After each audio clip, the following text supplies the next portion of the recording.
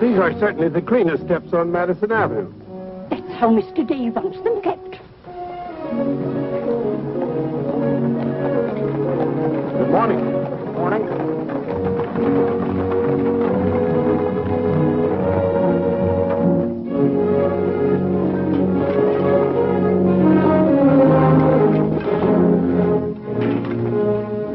You're new here, aren't you? Just this morning.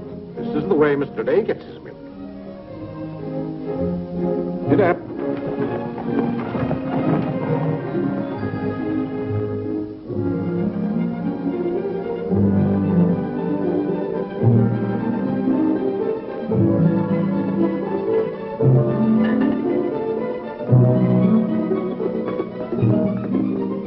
Annie, be careful of this dish. You could burn your hands. And keep the cover on till you're ready to serve them. Mr. Day likes his muffins hot. I'll do that.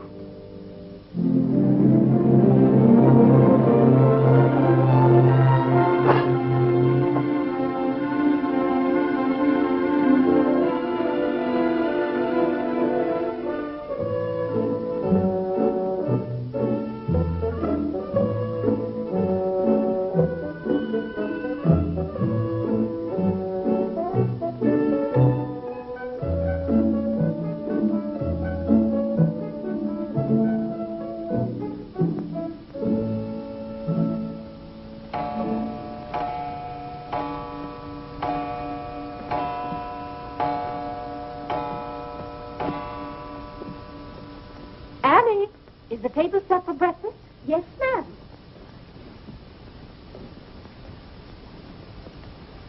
Good morning, ma'am.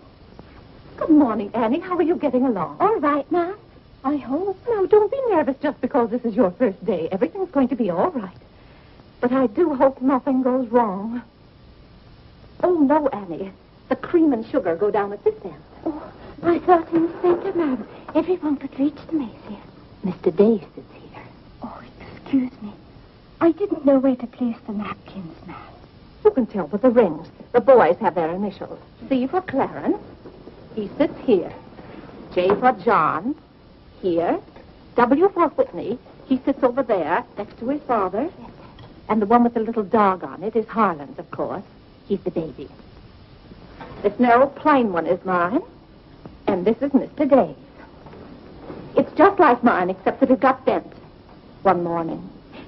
And that reminds me, Annie, always have Mr. Day's coffee piping hot. Yes, sir. And whenever Mr. Day speaks to you, just say yes, sir. Don't be nervous. You'll get used to him. Yes, sir. Oh, that beautiful rubber plant. I'm so glad it came. You mustn't water it every day. Too much moisture makes it very unhappy. Oh, good morning, Mother. I thought you were still upstairs. Good morning, Clarence. Father must be talking to himself. A redhead. Did you sleep well, Mother? Yes, thank you, dear. Golly, I'm hungry. Oh, and Annie, we always start with fruit in the morning, except the two younger boys who have their porridge and milk. Jiminy, another wreck on the New Haven. That always disturbs the stock market. Father won't like that. I do wish the New Haven would stop having wrecks if they knew how it upsets your father. My soul and body, Clarence, what's happened to your coat? Oh, it ripped open again. Margaret mended it for me, but it won't stay mended. Oh, dear. Well, I'll just have to speak to your father about a new suit of clothes. Clarence, why did you take my H2SO out of our clothes closet? I've told you 100 times that closet's not to make experiments in. Two. Good morning, Mother. John, have you been making those chemical smells again? No, Mother. I'm making an electric battery. It'll ring a bell and everything. You know your father doesn't like electricity. But, Mother, everything's going to be electricity. Not in this house. Oh, God! What's the matter, Claire? What's wrong? Where's my necktie? Which necktie? The one I gave you yesterday. It isn't pressed yet. I forgot to give it to Margaret. I told you distinctly I wanted to wear that necktie today. You've got plenty of neckties. Put on another one right away and come down to breakfast. I don't know what this world's coming to. Mother, may I have my breakfast early? I'm going to play baseball. 3. Whitney, before you leave the house, you have to study your catechism. But, Mother, they're going to let me pitch today. Good morning. Who won? The Giants, 7-3. Buck Ewing hit a home run. Let me see. Boys, don't wrinkle the paper before your father sees it. Mother, could you ask me my catechism now? I think I know it. Well, let's see. What is your name? Whitney Benjamin. Who gave you your... Doesn't help me down, Mother. There are steps to come down, Mom. Good morning, darling. Good morning, Mother. How's your finger? It itches. Good, that's a sign it's getting better. Come along. Oh. Let's see, what was I doing? Oh, yes, the catechism. Who gave you your name? My sponsors in baptism, wherein I was made a member of Christ, the child of God, and an inheritor of the kingdom of heaven. Mother, if I hadn't been baptized, wouldn't I have any name?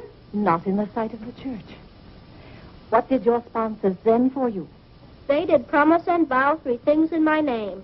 First, that I should renounce the devil and all his works, the harmful vanity of this wicked world, and all the sinful lusts of the flesh. And secondly, that I believe all the articles of the Christian faith. And thirdly, that I should keep God's holy will and commandments, and walk in the same all the days of my... Good morning, boys. Good morning. Good morning, Morning, Father. Father. Morning, Vinny. Have a good night? Yes, thank you, Claire. Good. Sit down, boys. What's that thing doing in here? Claire, that's our new rubber plant. Place for rubber plants is on the equator. Take that object out, Catherine. You're not Catherine? No, sir. Good. Never liked Catherine anyway. Thank you, sir. Put it somewhere else, Annie, but not too near a window. Sit down, Harlow. Thank you, dear.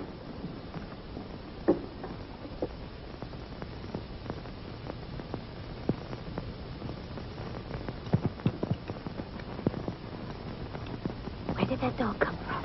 She'll behave, Mother. I've talked to her. What did you say? Claire, that new suit looks very nice. Blasted tight. You put on a little weight, dear. Well, I weigh just the same as I always have. Well, Clarence has just managed to ruin the only decent suit he has. I'm sorry, but I'm afraid he'll need a new suit of clothes. Vinny Clarence has to learn not to be so hard on his clothes. But, Father, I When thought... you start in Yale in the fall, you'll be completely outfitted. But nothing this summer. Can't I have one of your old suits cut down for me? Every suit I own still has plenty of wear in it. I wear my clothes until they're worn out. Well, Well, if you want your clothes worn out, Clarence can wear them out much faster than you can. Yes, and Father, you never get a chance to wear yours out. Every time you get a new batch of clothes, Mother sends the old ones to the missionary barrel. I guess I'm just as good as any old missionary. Clarence, before you compare yourself to a missionary, remember the sacrifices they make. Oh, I don't know, Vinny. I think my clothes would look better on Clarence than on some Hottentot. Have that dark sack suit of mine cut down to fit you. Oh, thank you, Father. One of Father's suits. Thank you, sir. In return for that, Clarence, I want you to practice more often on your violin. Whitney, don't eat so fast. Well, Father, I'm going to pitch today. But before I go, I have to study my catechism. What do you bother with that for? Because if he doesn't know his catechism, he can't be confirmed. But Vinny, Whitney's going to pitch today. He can be confirmed any old time. Claire, sometimes it seems to me you don't care whether your children get to heaven or not. Oh, Whitney will get to heaven all right. I'll be there before you are, Whitney. I'll see that you get in. Whitney, when we get to heaven, we'll organize a baseball team of our own. Good. Be just like you to try and run things up there. Yeah, from all I've heard about heaven, it seems to be a pretty unbusinesslike place. They could probably use a good man like me. What makes you so sure they'll let you into heaven? Well, if they don't, I'll certainly raise a devil of a row. Claire, I do hope you'll behave when you get to heaven. Now, Vinny. What? Vinny, how many times have I asked you not to engage a maid who doesn't know how to serve properly? Claire, can't you see she's new and doing her best? How can I serve myself when she's holding that platter over my head? Hold it lower, Annie. What became of the one we had yesterday? I don't know why you can't keep a maid. Oh, you don't. Why on earth can't you run your house the way I run my office? All I want is service. What the devil's that noise? It's Annie. Annie? Who's Annie? The maid. I'll take it, Annie. Claire, aren't you ashamed of yourself? What have I done now? You made her cry speaking to her the way you did. I never said a word to her. I was addressing myself to you. I do wish you'd be more careful. It's hard enough to keep a maid, and the uniforms just fit this one.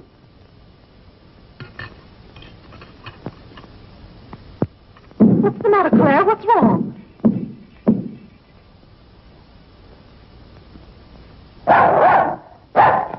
What in the name of...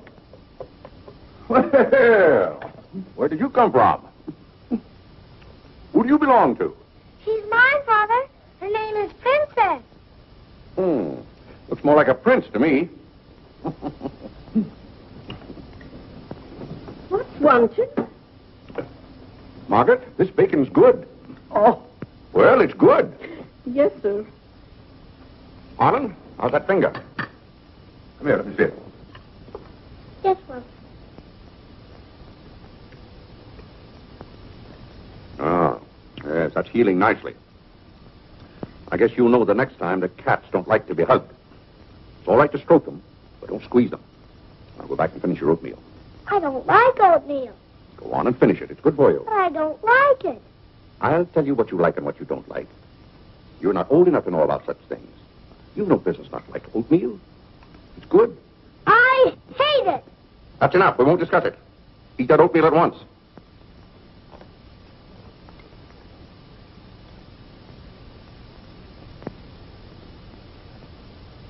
Ugh.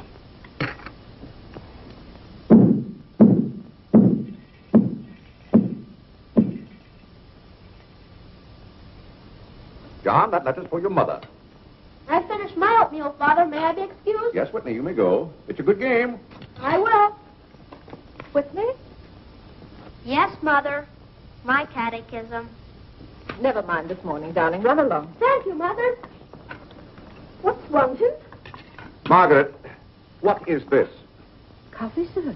It is not coffee. You couldn't possibly take water and coffee beans and arrive at that. It's slops, that's what it is. Slops. Take it away. I come down to this table every morning hungry. Well, if you're hungry, Claire, why aren't you eating your breakfast? I am. Aunt Judith wants me to come up and visit her. Now, Vinny, I want no more relatives in this house. We are going to live here by ourselves, in peace and comfort. Claire, I was saying Aunt Judith wants me to visit her. Oh. Eat your oatmeal, dear. Now, what on earth is this? Dear friend Day, we are assigning you the exclusive rights to Staten Island for selling the Gem Home Pop-Up of popcorn. I think that's for me, Father. But then why isn't it addressed to Clarence Day, Jr.? Oh, it is. I wouldn't get mixed up in popcorn, Clarence. It's too indigestible. Confounded, another wreck on the New Haven. If you please, ma'am, there's $1 due in a package. It's from Lewis and Congers. Oh, yes, those kitchen knives I ordered. Make a memorandum of that, Vinny. $1, and whatever it was for. Of course, Claire. I must have a record of what is spent running this house. I've never understood what good a record is after the money's gone. There's just $1, Margaret. Vinny, this house must be run on a business basis. Of course, dear. That's what the household accounts are for. Oh, Claire, it's 8:30.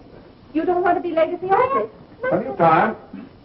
Annie, clear the table now. Yes, Mom, I'll do that. Clarence, John, Yes, Mother? you boys go up and move the small bureau from my room into yours. Who's coming? Cousin Cora, and she's bringing a friend with her, a young girl. A girl? You will have to help entertain her, Clarence. Oh, Mother, do I have to? Wait till Father finds out we've got visitors. There'll be a rumpus. John, don't criticize your father. He's very hospitable. After he gets used to the idea. I like coffee. I like tea. I like the girls, and the girls like me. Well, I don't like girls, and they don't like me. Oh, God! Go on, boys, go on. What's the matter, Claire? What's wrong?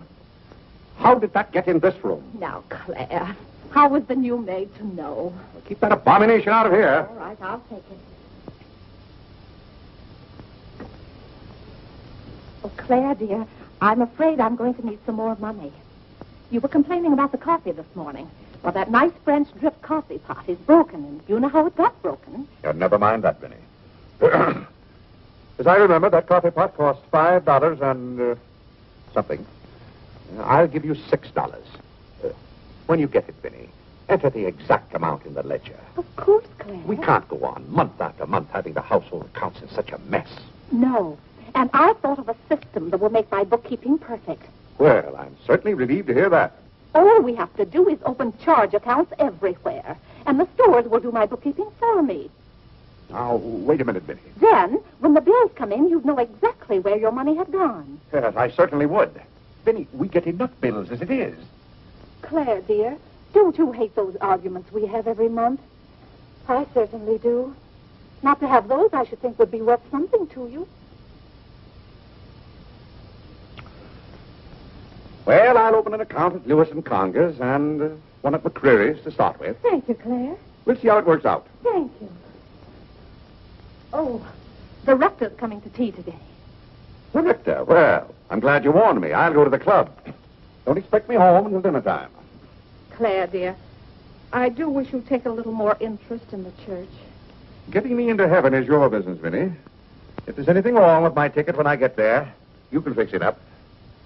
Everybody loves you so much, I'm sure God must too. I'll do my best, Claire.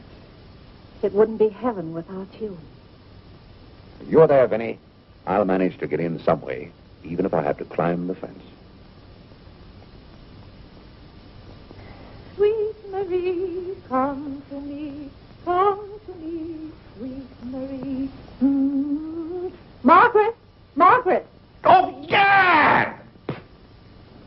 What's the matter, Claire? What's wrong? Why did God make so many dumb fools and Democrats? Oh, politics. Yes, but it's taking the bread out of our mouths. Honest Hugh Grant. Honest. Fine mayor you turned out to be. If you can't run this city without raising taxes every 5 minutes, you'd better get out. Let someone who can. Richard Coker's running this town, and you're just his cat's paw. Tell me this. Are these increased taxes going into public improvements, or are they going into graft? Answer me that honestly if you can, Mr. Honest Hugh Grant. You can't. I thought so. Bah. You were elected to office on the promise that you would put an end to all this thievery and corruption. Have you put an end to it? No. You've encouraged it. Every day there's some new raid on the public treasury. If you don't stop plundering the pocketbooks of the good citizens of New York, we're going to throw you and your boodle board of aldermen out of office. I'm warning you for the last time. Robbery. That's what it is. Highway robbery. Annie. If Annie. you think we're going to submit to this... Take this fresh cup of coffee in to Mr. Day. Tell you, sir. But Mr. Dave's Real got a estate owners visitor. in New York City are not going to tolerate these conditions any Nonsense. longer. Run along in now. We pay you a good round sum to watch after our interests, and all we get is inefficiency. I know you're an nincompoop, and I strongly suspect you of being a scalawag. You're not going to escape your legal responsibilities. Legal responsibilities? By God, I mean criminal responsibilities. Don't think for 1 minute we're going to let you escape. We're going to throw you into jail.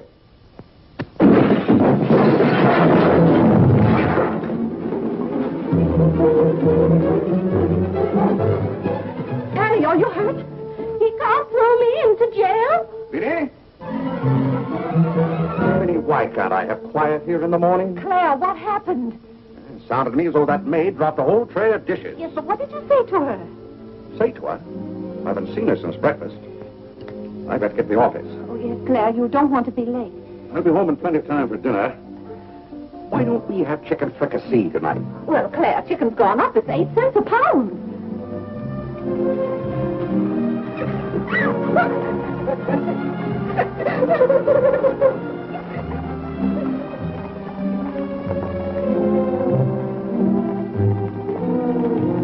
Where the devil's she going, dressed up like that? Claire, you've done it again. How could you? How could I what? Can't you see she's leaving? Dear, I have no time to engage a new maid. We'll have to have dinner out. Dinner out? Nonsense. I'll engage a new maid myself. Claire, you can't. She has to get the uniform. I'll have one here in an hour. Goodbye, dear. Bye. Good morning, Mr. Day. On your way to the office? Yes, Terence. Good morning. Mrs. Day? Good morning, Mr. Day. James.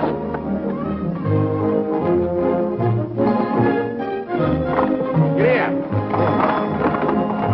Get here.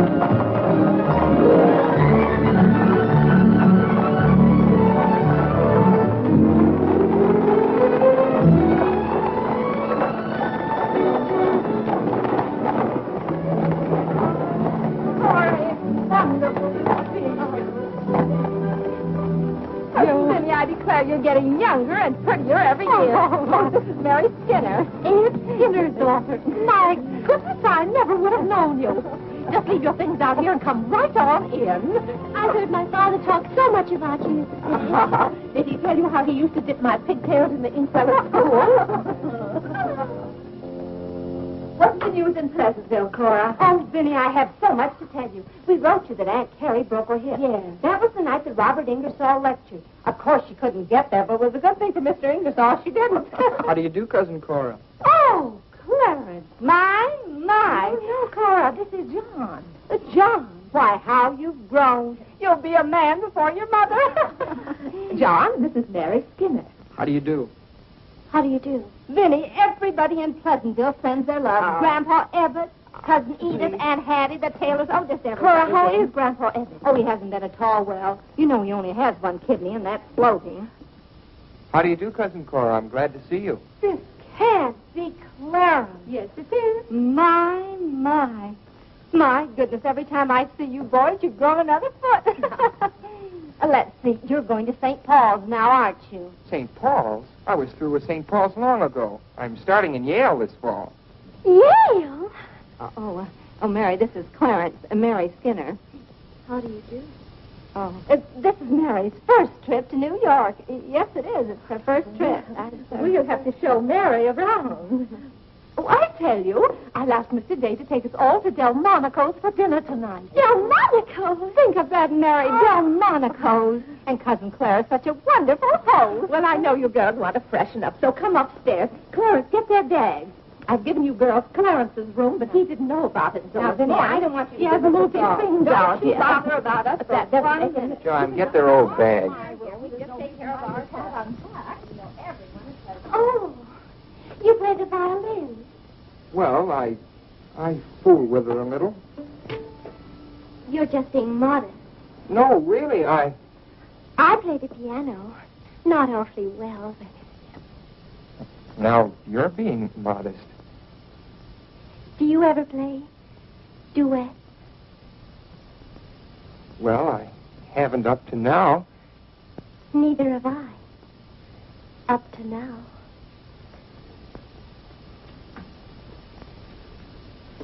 Cora didn't tell me about you. I never met a Yale man before.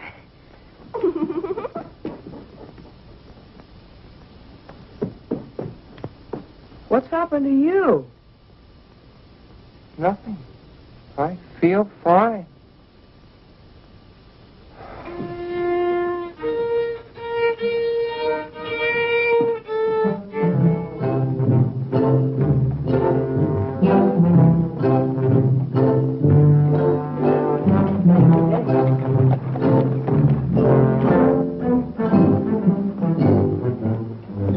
Where do you keep them?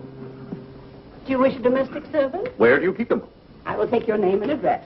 Confound it, I'm late at the office now. If you will give me the details as to what kind of person you require. I'm asking you where you keep them. Why, the girls are in there. But clients are not allowed in that room. If you will tell me the kind of a position you wish to have filled, I'll be very glad to...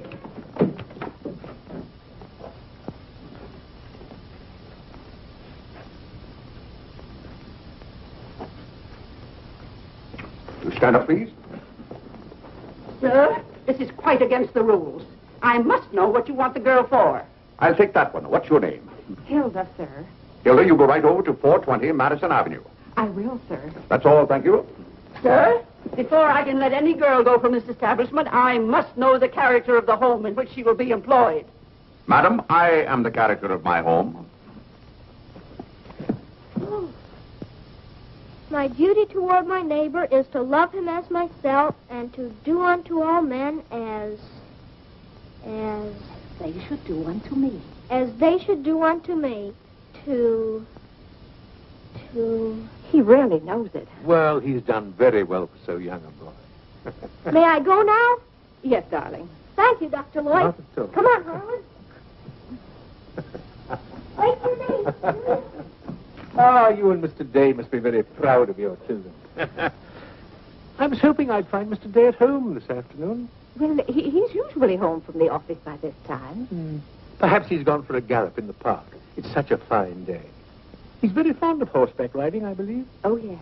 Tell me, has he ever been thrown from a horse? Oh, no horse would throw Mr. Day. I just thought he might have had some accident. I notice he never kneels in church. Oh, that's no accident. But I don't want you to think he doesn't pray. He does. Why, sometimes you can hear him all over the house. But he never kneels. Ah, perhaps that's Mr. Day now. I hardly think so. Oh, the devil, I forgot. Claire, you're just in time for tea. I'll send for some hot water. How are you, Dr. Lloyd? It's a great pleasure to have a visit with you, Mr. Day. Mother, are they back yet? No, Clarence, no. Except for a brief glimpse on the Sabbath, I don't see much of you. Well, Claire, did you have a busy day at the office? Devilishly busy. Claire. A very busy day. Tired out. How a man can get tired just sitting at a desk all day, I don't know. I suppose Wall Street is just as much a mystery to you as it is to me, Dr. Lloyd. No, it's all very clear to me. My mind often goes to the businessman. The picture I'm most fond of is when I envision him at the close of the day's work. I see him pausing in his toil, and it comes over him that all those figures of profit and loss are without importance or consequence. Vanity and dust. Well, I'll be... Claire? Yes, ma'am. Delia, some more hot water, please. Yes, ma'am. Who's that? The new maid. Where's the one I sent this morning? The uniform didn't fit. I like the one I picked out better. Claire, Dr. Lloyd wants to tell us about the plans for the new edifice. The new what? The new church. You knew we were planning to build a new church. Of course, we're going to have to raise a large sum of money. Well, personally, I'm against the church hop, skipping, and jumping all over the town. So any contribution I make will have to be a small one. The amount everyone is to subscribe has already been decided. Who decided it? After considerable thought, we voted that our supporting members should each contribute a sum equal to the cost of their pew. I paid $5,000 for my pew. Yes, Claire, that makes our contribution $5,000. That's robbery. Do you know what that pew was worth today? $3,000. That's what the last one sold for. I've taken a dead loss of $2,000 on that pew already. Frank Baggs sold me that pew when the market was at its peak. He knew when to get out. And I'm warning you, Vinny, if the market ever goes up, I'm going to unload that pew. Clarence Day, how can you speak of the temple of the Lord as though it were something to be bought and sold on Wall Street? Now, Mrs. Day, your husband is a practical man. We've had to be practical about the new church. We have all the facts and figures. Oh? What's the property worth where we are now? Oh, let's see. Is it $40,000? I know the figure has a 4 in it. What's the new piece of property going to cost you? I think the figure I heard mentioned was $85,000. Or was it $185,000? Dr. Lloyd, you preach that someday we'll all have to answer to God. We shall indeed. Well, I hope God doesn't ask you any questions with figures in them. Mrs. Day is in the living room. Thank you. It's Cousin Cora. Hmm? She's passing through town. Oh. Well. Oh, hello. Hello. Hello. Thank you for helping me. Come, Mary. Oh, Vinny, what a day. We've been in every shop in town. Why, Cousin Claire. Cora, My. you're as welcome as the flowers in May. This is Mary Skinner, Mr. Day. How do you do? I've been telling Mary all about you. She's been dying to meet you. Well, Dr. Lloyd, I want you to meet my favorite cousin, Miss Cartwright. How do you do? And this is Mary Skinner, Miss Skinner, Dr. Lloyd. How do you do? How do you do? It seems to be a family reunion. I'll just run along. goodbye, Dr. Lloyd. Goodbye, Miss Cartwright. Goodbye. Goodbye. Oh, Clarence, you haven't said how do you do to Dr. Lloyd. Goodbye, Dr. Lloyd. Goodbye, everybody. I'll go to the door with you, Dr. Thank you, Lloyd. and thank you so much for tea. Those muffins were delicious. Who did you say this pretty little girl is? She said Skinner's daughter. This is Mary's first trip to New York. Oh, sit down, sit down. Have some tea. We had tea downtown. Oh, never mind then. Delia, sit down. Even if you have had tea, you can stay and visit for a while. As a matter of fact, why don't you both stay to dinner? That's all arranged, Claire. Cora and Mary are going to have dinner with us. Fine, fine. Of course, you just have to take potluck. Well, I'd hardly call it pot. Claire, did you know the girls are going to visit Aunt Judith in Springfield for a whole month? Fine. Now, how long are you going to be in New York, Cora? All week? Splendid. We'd hope to see something of you. Well, you certainly will. Cora, did you find anything you wanted in the shop? Oh, I can't wait to show you. Oh, but I'm afraid some of these packages can't be opened in front of Cousin Claire. Shall I leave the room?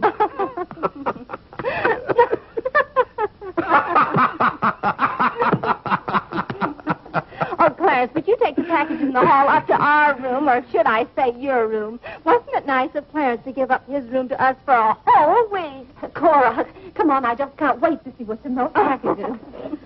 Well, we'll be back soon. Vinny, I wish to speak to you before you go upstairs. I'll be down in just a minute, Claire. I wish to speak to you now. I'll be up in just a minute, Cora. It's all right, Vinny. Come along, Mary. Are those two women encamped in our house? Now, Claire. Answer me, Vinny. Now, Claire, you know... Answer me. Just a minute. Clarence.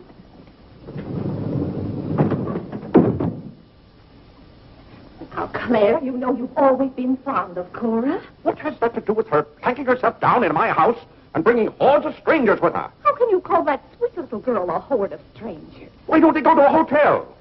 New York is full of hotels built for the express purpose of housing such nuisances. Claire, two girls alone in a hotel? Why, who knows what might happen to them? All right, then put them on the first train.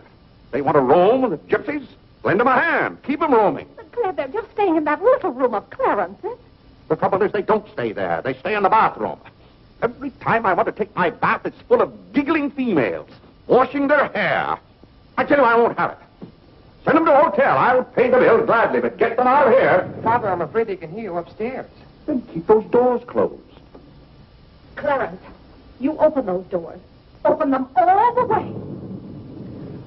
Now, Claire, you be quiet and behave yourself. They're here, And they're going to stay here. That's enough, Vinny. I want no more of this argument.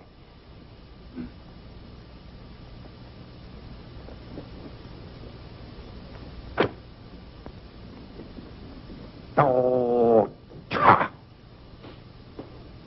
What I don't understand is why this swarm of locusts always descends on us without any warning.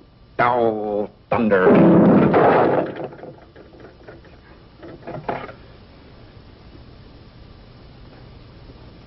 Vinny. Dear Vinny.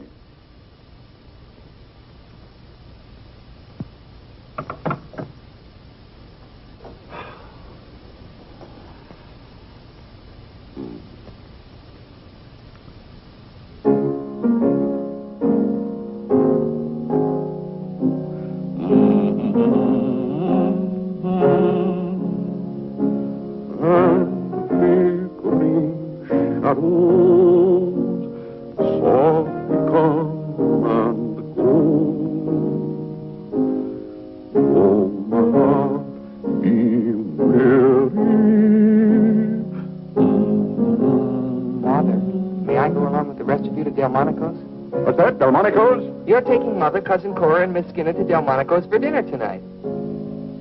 Oh, Gad! I won't have it. I won't have it. I will not have my life arranged for me. I bought this house for my own comfort. I will not submit myself to this indignity. Now, Claire, what's the matter? I won't stand it. By heaven, I won't stand it. Clarence. Do I understand that I am not permitted to have dinner in my own home? Claire, a little change will do you good. I have a home to have dinner in, and any time I can't have dinner at home, this house is for sale. Well, Claire, you can't have dinner here tonight because it isn't ordered. And besides, Cora and Mary want to see something of New York. Well, that's no affair of mine. I am not a guide to Chinatown and the Bowery. Oh, Mr. Day, I just love your house. I could live here forever.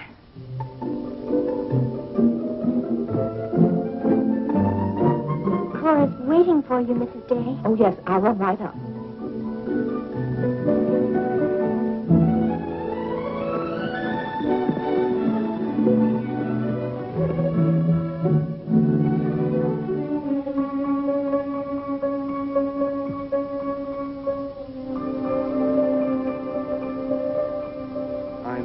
Glad you like our house, Miss Skinner. I like it very much, Mr. Day. Praise from a stranger is approbation indeed. At home, our living room is green. I like green. I like green, too. Red's my favorite color. It's an interesting thing about colors. Red's a nice color in a house, too, but outside, too much red would be bad. I mean, for instance, if all the trees and the grass were red. Outside, green's the best color. That's right. I never thought of it that way. But when you do think of it, it's quite a thought. I bet you make your mark at Yale. Oh. My mother wants me to go to college. Do you believe in girls going to college? Well, I guess it's all right if they want to waste that much time. Before they get married, I mean. I'm glad you're fond of music, Mr. Day. Oh, look, a new youth companion. John enjoys the youth companion. John. Won't you sit down? Oh, thank you. It tells all about connecting batteries in series. John, Miss Skinner and I were talking. Oh, that's all right. You won't bother me. Jiminy, that's where I made my mistake. I didn't mix enough blue vitriol with it.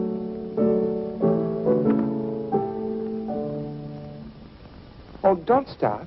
Can you play that? I'm afraid not. Can you play Sweet Genevieve? That's my favorite. Not without my music. Hymns are nice, don't you think? I like this one.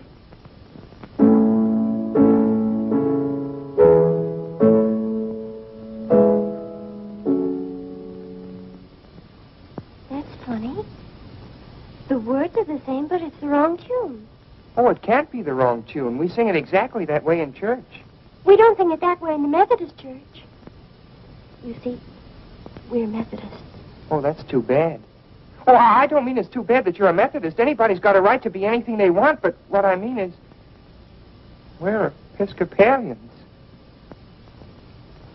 Yes, I know. Anyway, the words are the same. Shall we begin?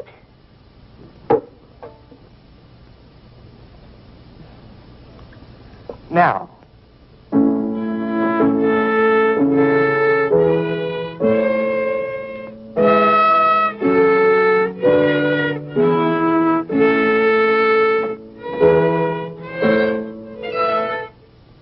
Oh, dear.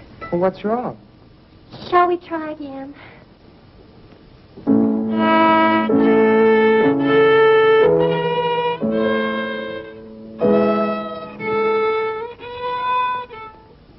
It must be my fault. Oh, no, it's my fault. No, you're the Episcopalian.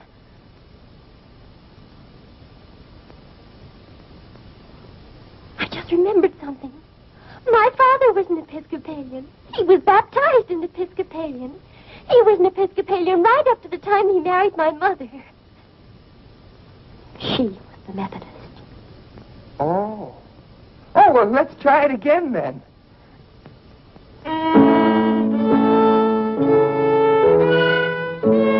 Well, Clarence, if you're going to Delmonico's with us, you'd better get dressed. Am I going to? Jiminy! Thank you, Father. Be ready in just a minute, Mother. Vinny, that young lady looks about the same age you were when I came out to Pleasantville to rescue you. Rescue me? You came out there to talk me into marrying you. Well, it worked out just the same.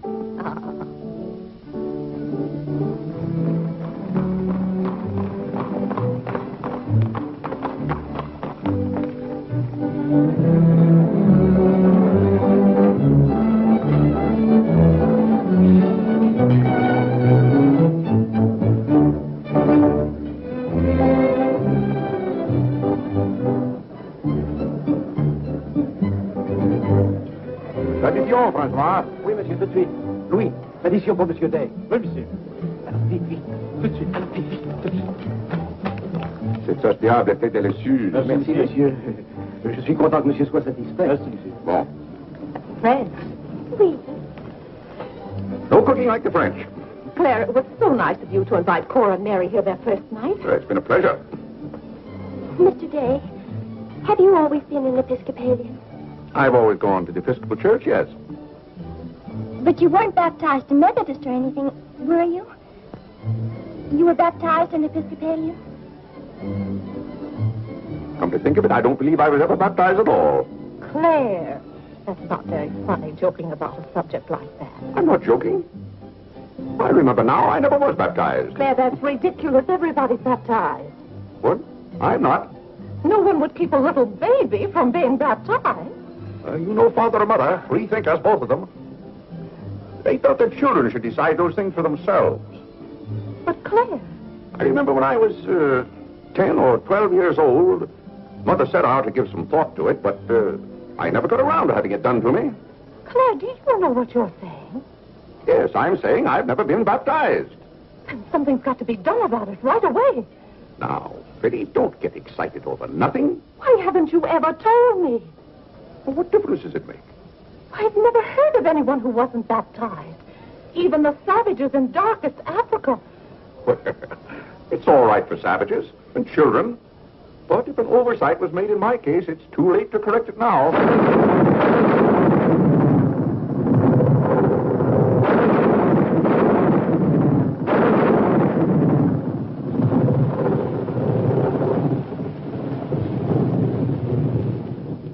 But if you're not baptized, you're not a Christian.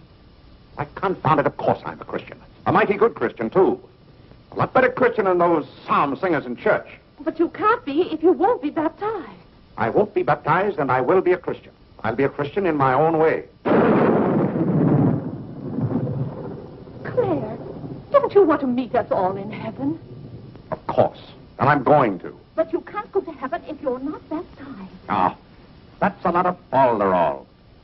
Clarence Day, don't you blaspheme like that. You are coming to church with me before you go to the office in the morning and be baptized then and there. Benny, don't be ridiculous. If you think I'm going to stand there and let Dr. Lloyd splash water on me at my age, you're mistaken. No, I'm sleepy. Good night, Benny.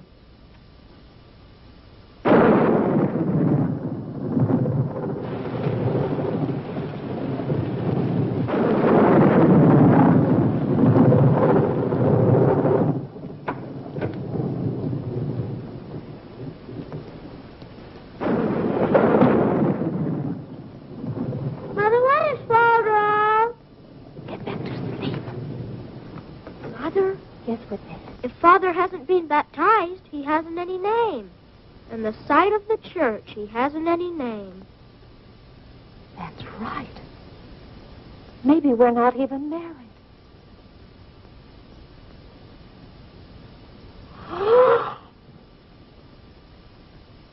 We, thine unworthy servants, do give thee most humble and hearty thanks for all thy goodness and loving kindness to us and to all men. We bless thee for our creation, preservation, and all the blessings of this life. But above all, for thine inestimable love in the redemption of the world by our Lord Jesus Christ. For the means of grace, for the hope of glory. And we beseech thee, give us that due sense of all thy mercies, that our hearts may be unfaded as they, and that we show forth our praise, not only with our lips, but in our thoughts, by giving up ourselves to thy service, and by walking before thee in holiness and righteousness all our days. Through Jesus Christ our Lord, to whom, with thee, and the Holy Ghost, be all honor and glory, world without end. Amen. The grace of our Lord Jesus Christ, and the love of God, and the fellowship of the Holy Ghost, be with us all evermore. Amen.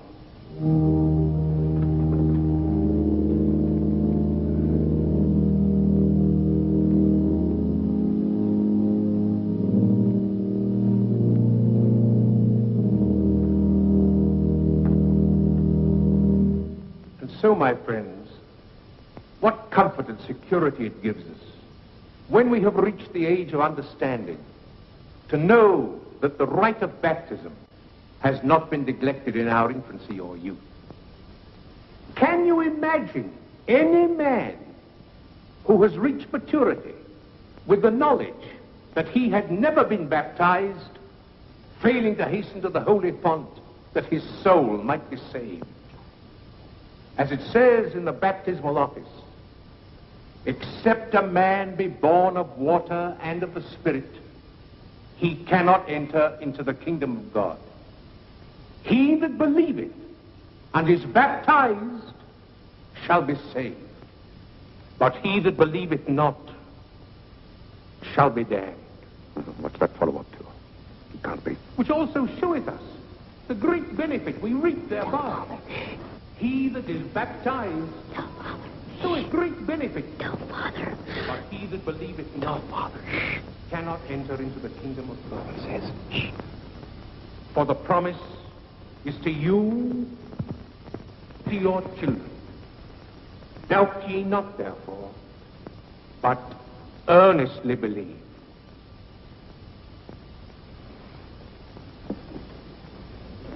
In the name of the Father, and of the Son, and of the Holy Ghost.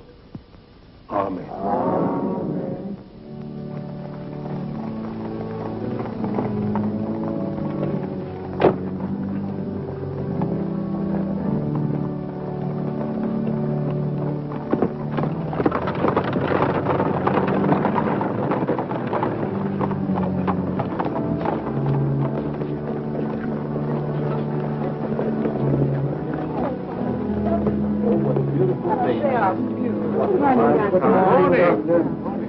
This is William Tyler Wickersham. And this is Wilhelmina Eugenia Wickersham.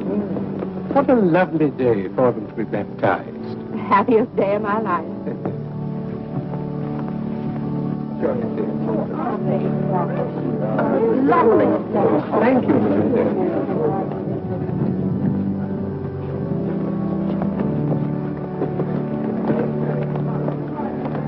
Claire, you know I didn't ask Dr. Lloyd to do that. You must have said something. Well, I had to find out from him if we were really married. I am married and I'm not baptized. And as far as I'm concerned, the whole congregation can know it. They certainly know it now. That suits me. I don't go to church to be preached at as though I were some lost sheep. Claire, you don't seem to understand what the church is for. Minnie, if there's one place the church should leave alone, it's a man's soul.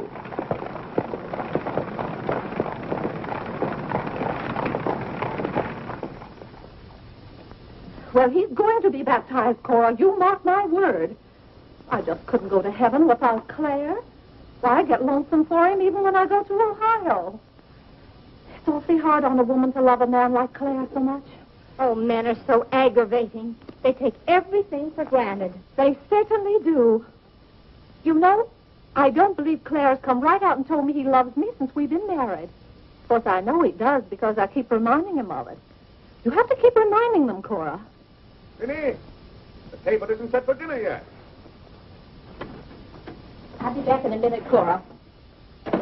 We're having it after Cora and Mary go to the train. Their cab's coming at 1 o'clock. Cab? The horse cars go right past the door. But, Claire, they have those heavy bags. Cabs are a waste of money.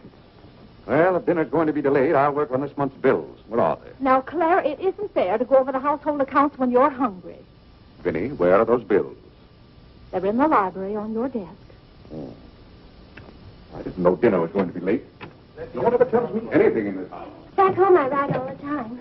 I love horses. The horse is my favorite animal. Well, goodness, where have you two been? Clarence wanted to show me his grandfather's house. You'll have to hurry and finish your packing. It won't take me long. Can I help you pack? Clarence! Clarence? Why did you kneel in church today? I just couldn't. If it's because your father doesn't kneel, you must remember he wasn't brought up to kneel in church. But you were. Has it anything to do with Mary? I know she's a Methodist. Oh, no, Mother. Methodists kneel. Mary told me. They don't get up and down so much, but they stay down longer. Clarence, you want to kneel, don't you? Oh, yes, I wanted to kneel today. I tried. You saw me try, but I just couldn't. Is that suit of your father's too tight for you? No, it's not too tight. Well, what is it? Mother, very peculiar things have happened to me since I started to wear this suit. I can't seem to make these clothes do anything Father wouldn't do. Oh, that's nonsense, Clarence. And not to kneel in church is a sacrilege. Making Father's trousers kneel seemed more of a sacrilege. Clarence! Do you know what happened at Dora Wakefield's party for Mary last night? We were playing musical chairs, and some girl sat down suddenly right on my lap. Well, I jumped up so fast she almost got hurt. She was sitting on Father's trousers. Oh, Mother, I've got to have a suit of my own. My soul and body. Well, you'll just have to talk to your father about it. I'm sure if you approach him the right way, tactfully, he'll see. Oh, excuse me. Gracious. It didn't take you very long. Well, I'll see about your box lunch for the train. Remember, it's Sunday.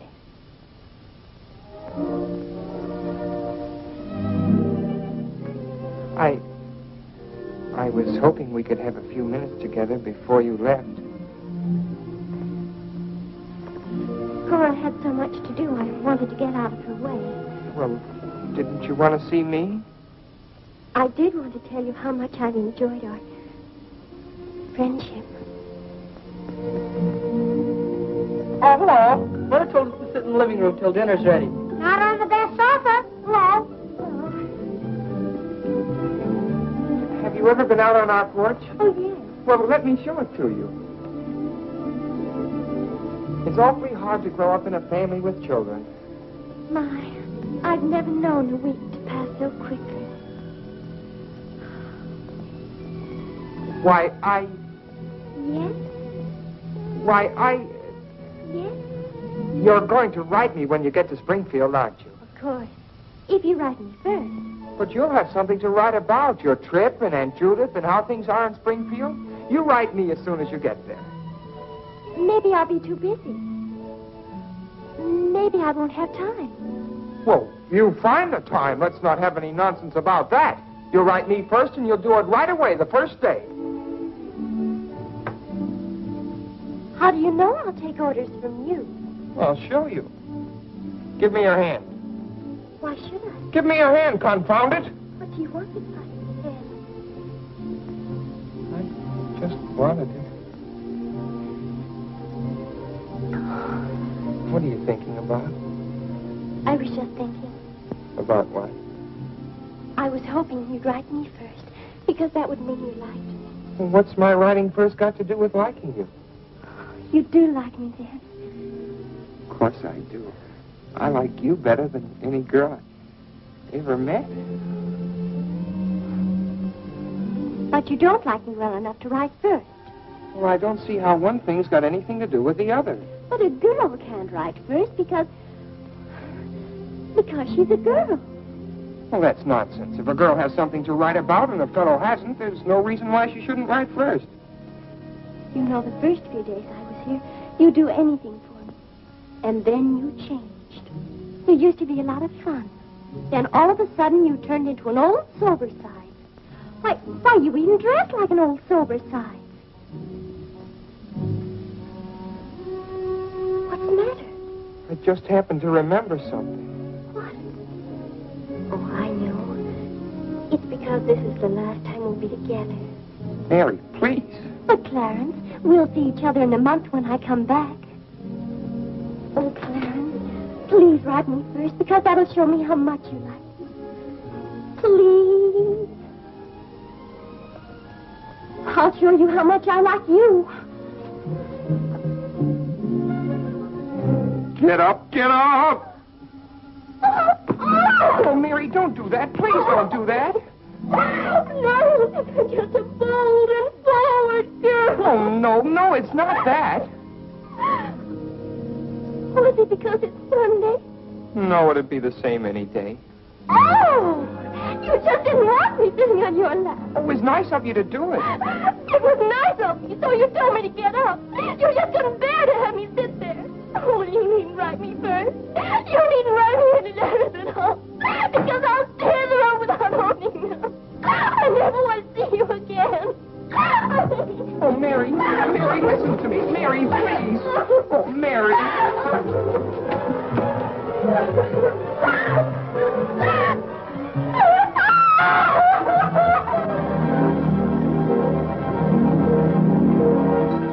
Clarence! Yes, Father? That young lady's crying. She's in tears. What's the meaning of this? I'm sorry, Father. It's all my fault. Nonsense. What's that girl trying to do to you? Well, no, she wasn't. It was... I...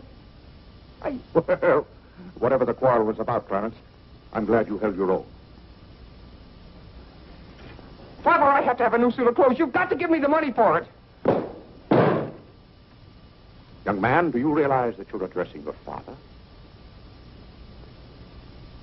I'm sorry, Father. I apologize. But you don't know how important this is to me. A new suit of clothes is so important. Oh, why should... Clarence, has your need for a new suit of clothes anything to do with that young lady? Yes, Father. Why, Clarence. Well, this comes as quite a shock to me. What does, Father? Well, you're being so grown up.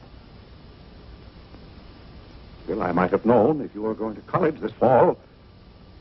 Yes, you're at the age when you'll be meeting girls. Clarence, there are things about women that I think you ought to know. Sit down.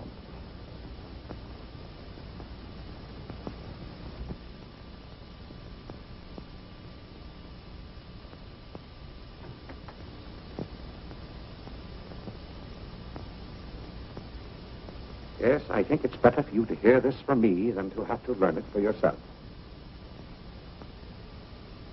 Clarence, women aren't the angels that you think they are. Well, now, first let me explain this to you. You see, Clarence, we men have to run this world, and it's not an easy job. It takes work, and it takes thinking. A man has to reason things out. Now, you take a woman. A woman thinks... No, I'm wrong right there. A woman doesn't think at all. She gets stirred up. And she gets stirred up over the most confounded things. Now, I love my wife just as much as any man, but that doesn't mean that I should stand for a lot of falderall. By gad, I won't stand for it. Stand for what, Father? That's the one thing I shall not submit myself to. Clarence, if a man thinks a certain thing is wrong, he shouldn't do it. If he thinks it's right, he should do it. Now, that has nothing to do with whether he loves his wife or not. Who says it has, Father? They do. Who, sir? Women. They get stirred up. And then they try to get you stirred up, too. But don't you let them do it, Clarence. Don't you let them do it. Now, if you can keep reason and logic in the argument, well, a man can hold his own, of course. But if they can switch you, pretty soon the argument's about whether you love them or not. I swear I don't know how they do it.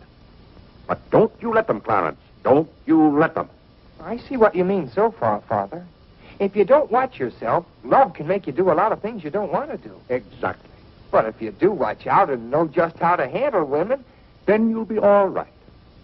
All a man has to do is be firm. You know how sometimes I have to be firm with your mother. Yes, but Father, what can you do when they cry? Well, that's quite a question. You just have to make them understand that what you're doing is for their good. I see. Now, Clarence, you know all about women.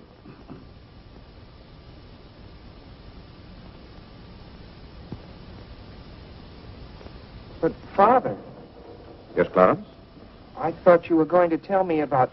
About what? About women. Clarence, there are some things gentlemen don't discuss. I've told you all you need to know. The thing for you to remember is be firm.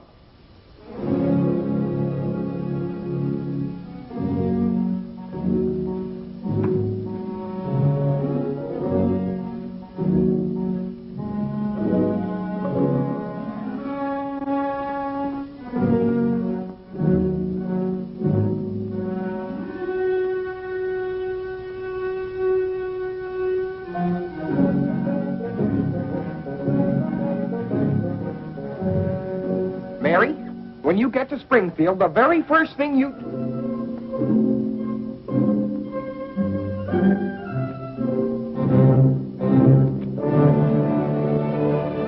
Oh, God!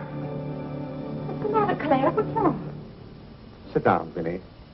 Oh, Claire, Cora and Mary are leaving any moment Sit down. now. Vinny, you know I like to live well. And I want my family to live well. But this house must be run on a business basis. I must know how much money I'm spending and what for. For instance, if you recall, a week ago I gave you $6 to buy a new coffee pot. Yes, because you broke the old one. You threw it right on the floor. I'm not talking about that. Now I find here among my... It was a pity to break that nice coffee pot, Claire. It was imported from France. And that little shop has stopped selling them. But what has that... They said the tariff wouldn't let them. And that's your fault because you're always voting to raise the tariff. The tariff protects America against cheap foreign labor. Now, this bill... The tariff does nothing but put up the prices, and that's hard on everybody, especially the farmer. Vinny, I wish to heaven you wouldn't talk about matters you don't know anything about. I do, too, know about them. Miss Gulick says that every intelligent woman should have some opinion. Who, may I ask, is Miss Gulick? She's the current events woman I told you about, and the tickets are $1 every Tuesday. Do you mean to tell me that a pack of idle-minded females pay $1 apiece to hear another female gabble about the events of the day? Listen to me if you want to know anything about the events of the day. But you get so excited, Claire. And besides, Miss Gulick says that our president, whom you're always belittling, prays to God for guidance. Vinny, what happened to that $6? What's $6? I gave you $6 to buy a new coffee pot. Now I find that you apparently got one at Lewis and Congress and charged it. Here's the bill. One coffee pot, $5. So you owe me $1, and you can hand it right over. I'll do nothing of the kind. What did you do with that $6? Well, Claire, I can't tell you now, dear. Why didn't you ask me at the time? I give up. Wait a minute. I spent $4.50 for that new umbrella. Now we're getting somewhere. One umbrella, $4.50. And that must have been the week I paid Mrs. Tobin for 2 extra days washing. Mrs. Tobin. That's $2 more. $2. That makes $6.50, and that's another 50 cents you owe me. I don't owe you anything. What you owe me is an explanation of where my money's gone. I do the best I can to keep down expenses. You know yourself, Cousin Phoebe spends twice as much as we do. Don't talk to me about your cousin Phoebe. You talk about your own relatives enough. That's not fair, Vinny. When I talk about my relatives, I criticize them. I can't even speak of Cousin Phoebe. You can speak about all you want to. But I won't have Cousin Phoebe or anyone else dictating to me how to run my house. I didn't say a word about her dictating. Claire, you know she isn't that. You said... Well, I don't know what you said now. You never stick to the point. Now, we're going over this account book, item by item. I find here a bill for $38. I don't know what you expect of me. I tire myself out chasing up and down those stairs all day long, trying to look after your comfort, to bring up our children. I do the mending and the marketing. Now you want me to be an expert bookkeeper, too.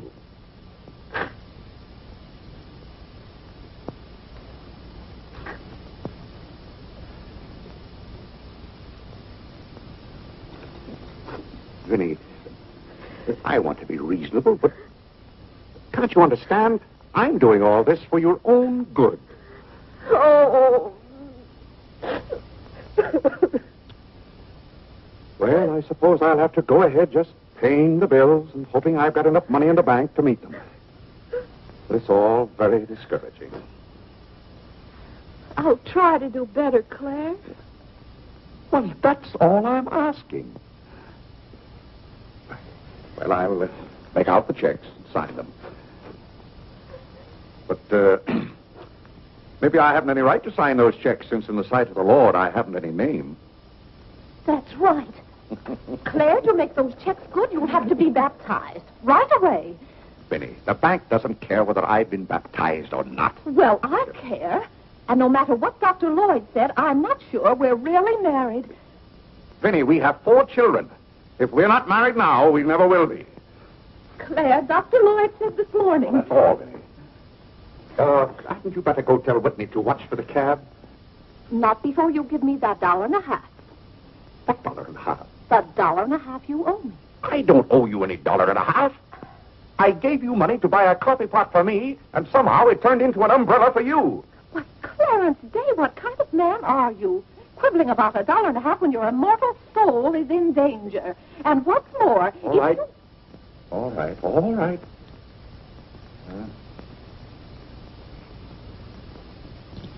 Thank you, Claire. Now the accounts are all straight again.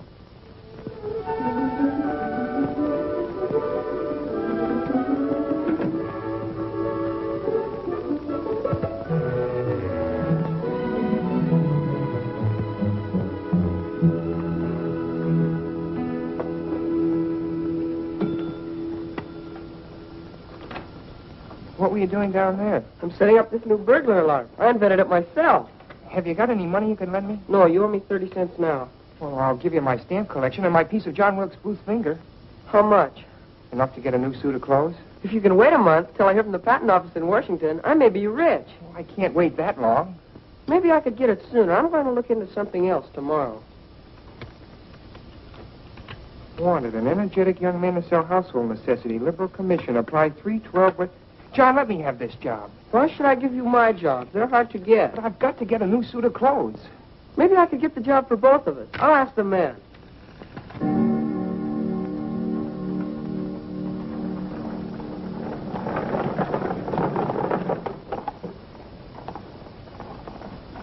The cab's here, Father.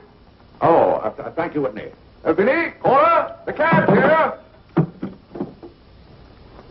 John, go up and get their bags. Yes, sir. Here's the lunch for the train, sir. Take it out to the cab. Who's that one? It's Ellen. Delia left yesterday. I don't know where your mother finds them. Now, Vinny, don't you let Clara worry about us. We have plenty of time. Take the bags right on out, John. Yes, sir. Well, goodbye, Clarence. It was so nice to see Goodbye, you again. Cousin Cora. Goodbye, Whitney. Now, you be a good boy. Goodbye, Cousin Cora. Goodbye, Harlan.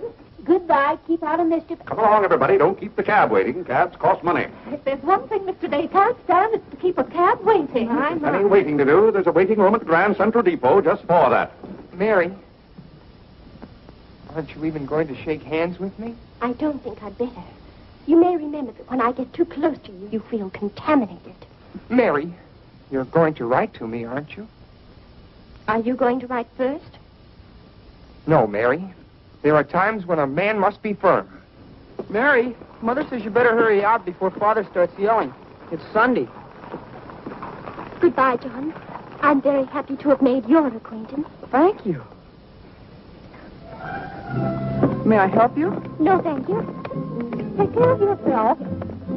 Goodbye, Mr. Day. Goodbye, Mary. Goodbye, Mrs. Day. I've had a wonderful Goodbye, day. Mary. Bye-bye. Goodbye. Goodbye, Cousin Clara. Goodbye, Cora. Goodbye, Cora.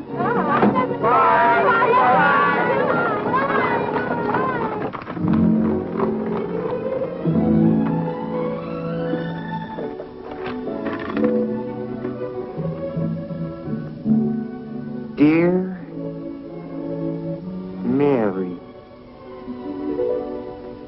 My duty toward my neighbor is to love him as myself, and to do to all men as I would they should do unto me. Has Father gone to the office yet? Come on, let's go to the ball field. I've got to guard this box till John comes back. It's his burglar alarm. It wouldn't work, so he fixed it. We're going to put it back in the dining room after Father goes to the office. Are there burglars around? Everywhere. Oh. To love, honor, and succor my father and my mother. Why do you have to learn that? Because if I don't, I'll go to hell. Father's going to hell. He is not. Yes, he is, because he isn't baptized. He'll go to hell and burn for 1,000 years. He won't. He won't. He'll be in a lake of fire and brimstone, and 1,000 devils with pitchforks will be poking at him. No, Mother, don't let the Father will hear you. No, I don't.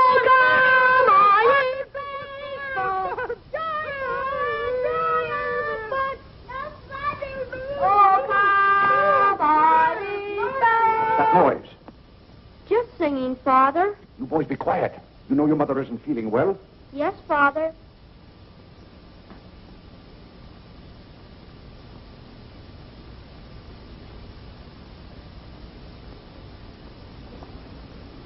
What did your mother say? She says she doesn't want any breakfast. Now, why does your mother do that to me? You know, it just upsets my day when she doesn't come down to breakfast. A special delivery, sir. Thank you. John? Where's John this morning? John had his breakfast early, Father, and went out to see about something. See about what? Well, John and I thought we'd work this summer and earn some money. Good. Work never hurt anyone. It's good for them. But if you're going to work, work hard. King Solomon had the right idea about work. Whatever thy hand findeth to do, Solomon said, do thy doggonedest.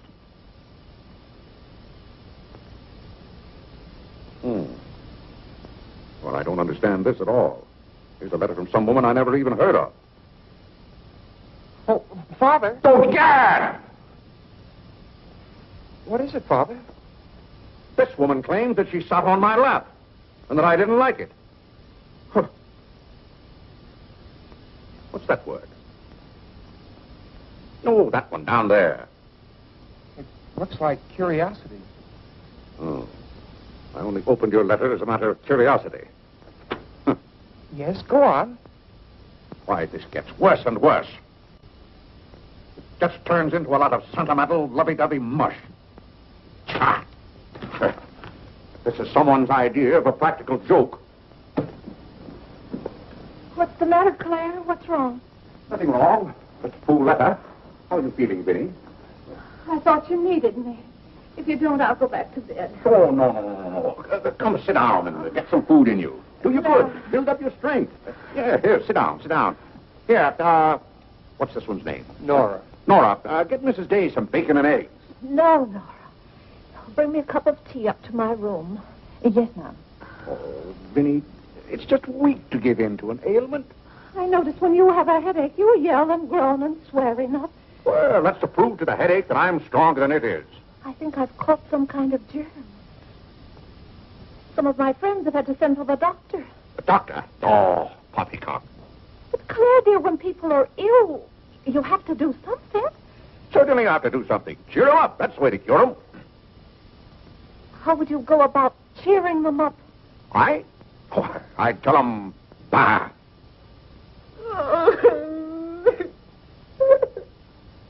What have I done now? Oh, Claire, hush up.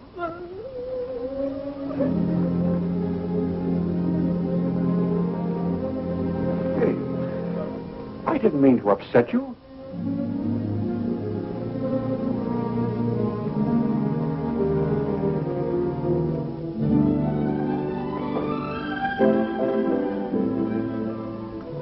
Dear Clarence.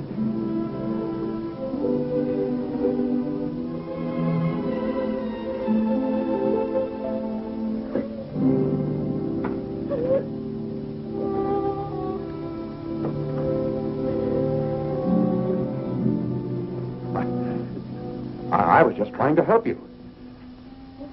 You know, when you take your bed, I have a confounded lonely time around here. So when I see you getting it into your head that you're not feeling well, I want to do something about it. Just because some of your friends are giving into this, no reason why you should imagine you're ill. Claire, stop. Get out of this house. Go to your office.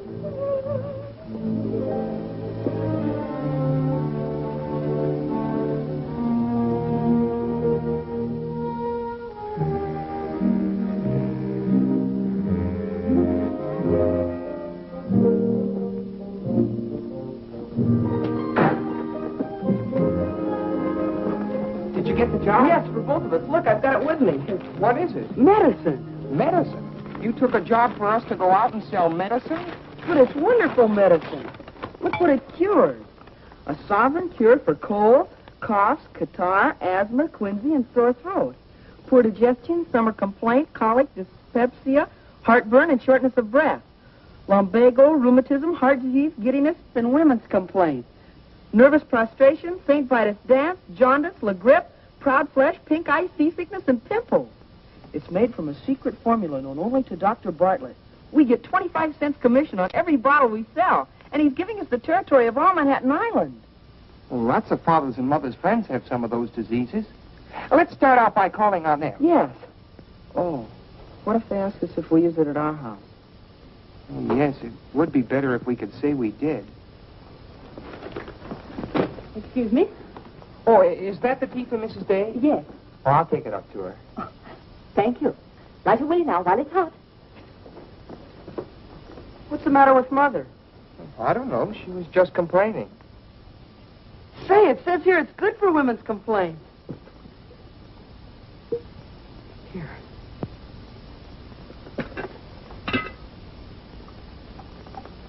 For Chesapeake and Ohio, an 8. New York Central, 3/4. I'd like to see Mr. Day about those Morris and Essex apartments. They're very busy this morning. You'll have to wait.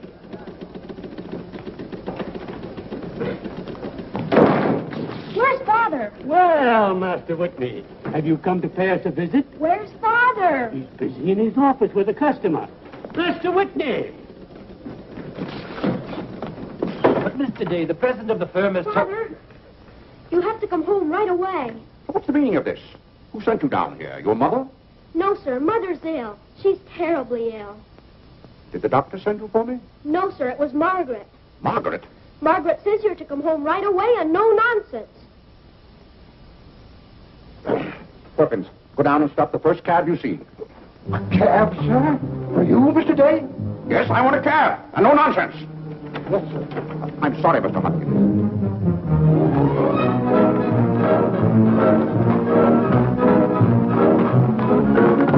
Confound you, can't you go any faster? All right.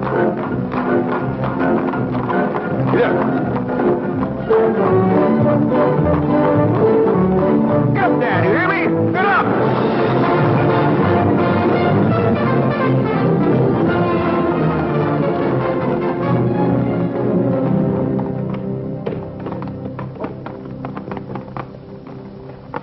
Oh, Doctor, how is Mrs. Day? She's a pretty sick woman. Oh, what's wrong with her? Well, do you know or don't you? What did Mrs. Day have for breakfast this morning? Not a thing. I tried to get her to eat something, and she wouldn't. I can't understand it. Understand what? These violent attacks of nausea. It's almost as though she were poisoned. Poisoned? Let me take your cab. I'll try not to be gone more than 10 or 15 minutes. And, Mr. Day, you're not to go into a room. You'd better get her well. Right away, or you'll hear from me. Turn west on 47th Street. Yes, yes.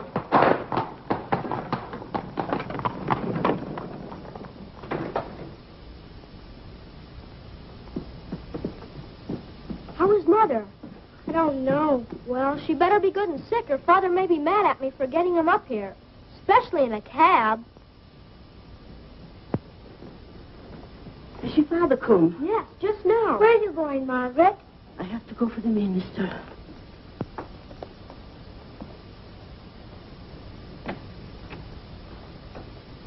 I guess the minister's coming to baptize Father, so I won't have to go to hell. You can't be baptized in a house. You've got to have water. We have lots of water. Not the right kind.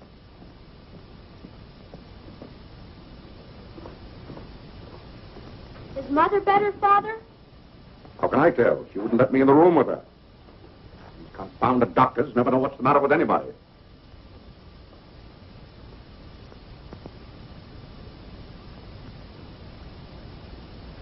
Father, Yes? Mother's going to get well, isn't she? Of course she's going to get well. Father, may we come in? It's lonesome without Mother. Yes, it is Harlem. It's lonesome. Come in, boys.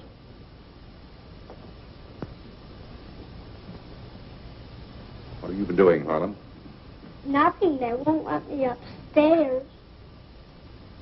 What about you, Whitney? I was supposed to learn the rest of my catechism.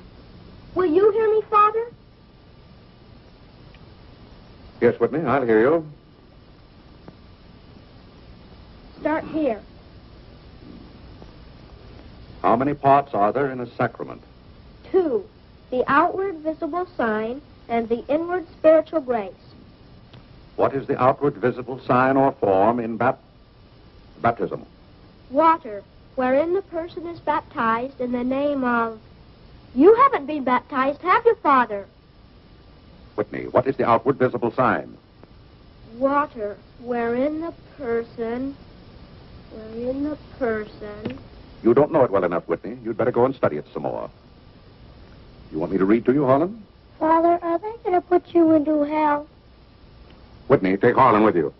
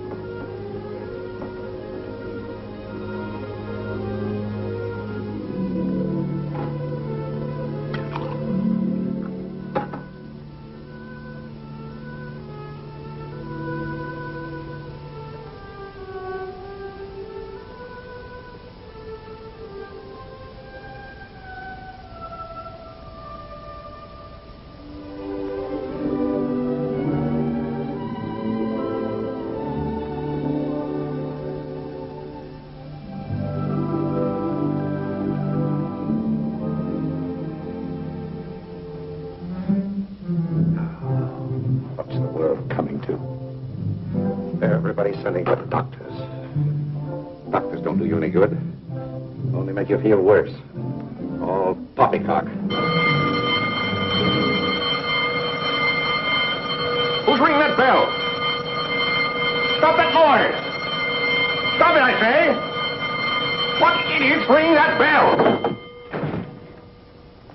Mr. Day, we must all be quiet. Mrs. Day is very ill. I know she's ill. Go up and see if she needs anything. And what are you doing out of the house? Send for the minister. The minister? He'll be right in. He's paying off the cat.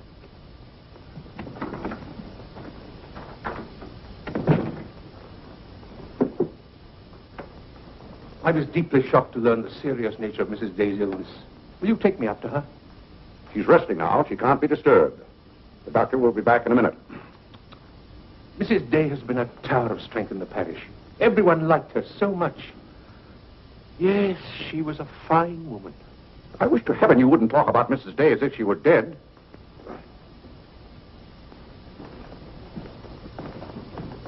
Is the doctor back yet?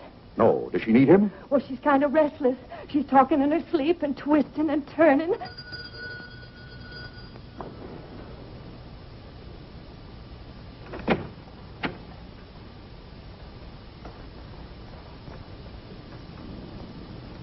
Well, Doctor, it seems to me that was a pretty long 10 minutes. See here, Mr. Day, if I'm to handle this case... How can you handle it if you're out of the house? Who is this? It's Dr. Summers. How do you do? I felt that Mrs. Day's condition warranted my getting Dr. Summers here as soon as possible for consultation. I hope that meets with your approval. Yes, of course. Anything that can be done. Upstairs, Doctor. Pardon.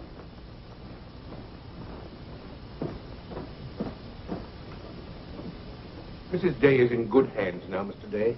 There's nothing you and I can do at the moment to help. Dr. Lloyd. Yes? There's something that's troubling Mrs. Day's mind. Oh? I think you know what I refer to. Yes. You mean the fact that you've never been baptized? Yes, I gathered that you knew about it from your sermon last Sunday. But let's not get angry. I think something had better be done about it. Yes, Mr. Day? When the doctors get through up there, I want you to talk to Mrs. Day. I want you to tell her something. Why, I'd be glad to. You're just the man to do it. She shouldn't be upset about this. I want you to tell her that my being baptized would just be a lot of confounded nonsense. But, Mr. Day... No, she'd take your word on a thing like that. And we both must do everything we can to help her now. But the solution is so simple. It would take only your consent to be baptized.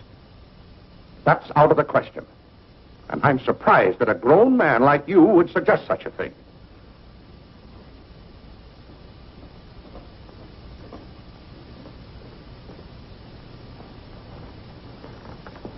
Well, Doctor, how is she? What have you decided?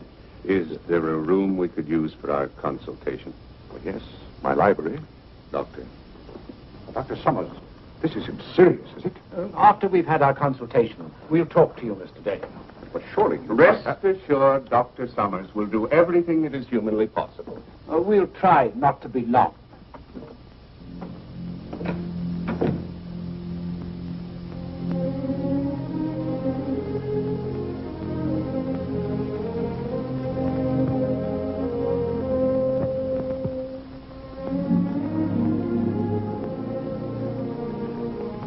Tell me, this Dr. Summers, he's very highly thought of, isn't he? Oh, yes. Lavinia is seriously... If anyone could help her, he could. Don't you think? Very fine physician. But there is a greater help, ever present in the hour of need. Let us turn to him in prayer. Let us kneel and pray.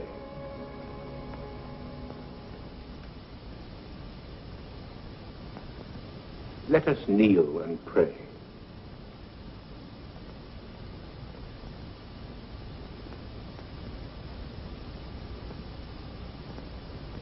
O Lord, look down from heaven. Behold, visit, and relieve this thy servant who is grieved with sickness. Have mercy on her, O Lord. Have mercy on this miserable sinner. forgive her and extend thy accustomed She's not a miserable sinner, and you know it. Oh, God! You know Vinny is not a miserable sinner. She's a fine woman. She shouldn't be made to suffer. It's got to stop, I tell you. It's got to stop. Have mercy, I say. Have mercy, I tell you. What's the matter, Claire? What's wrong? Vinny. Vinny, what are you doing down here? You shouldn't be out of bed. You get right back upstairs. I heard you call. Do you need me? Vinny, I know now how much I need you. Get well, Vinny. I'll be baptized. I promise. I'll be baptized. You will? I'll do anything. Oh, Claire. We'll go to Europe, just we two. You won't have to worry about the children or the household accounts. Vinny. Don't worry, Mr. Day. She'll be all right now. Bless you for what you have done. What'd I do? You promised to be baptized. I did? Oh, Gad!